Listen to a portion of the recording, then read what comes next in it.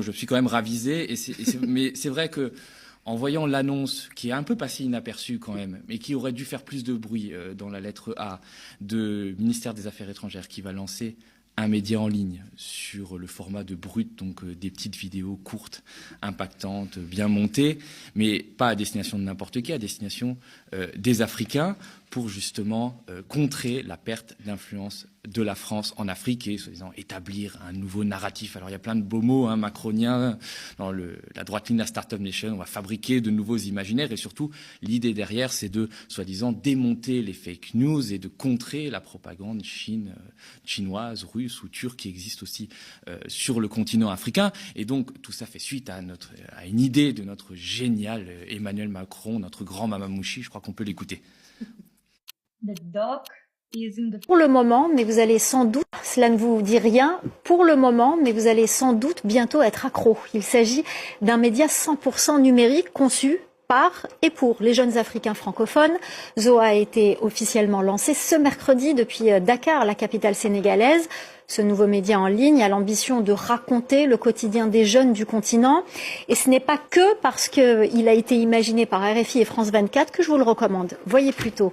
Reportage de Sarah Sako et Aminatou Diallo. Courage africain, cours plus vite! Mais honnêtement, quels sont vraiment les records d'athlétisme détenus par des Africains? Le café Touba, c'est la boisson la plus populaire au Sénégal. Mais le paradoxe, c'est qu'aucun des composants n'est cultivé au Sénégal. On me refusait le titre de séjour.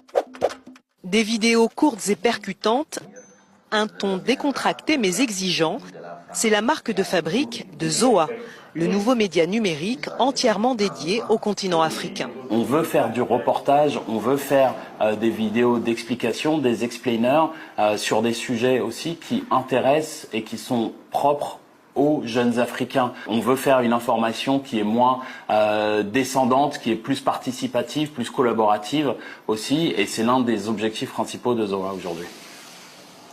Zoa est incarné par 10 jeunes journalistes originaires de 5 pays d'Afrique francophone. Michelle vient du Cameroun, elle prépare un débat sur le sport.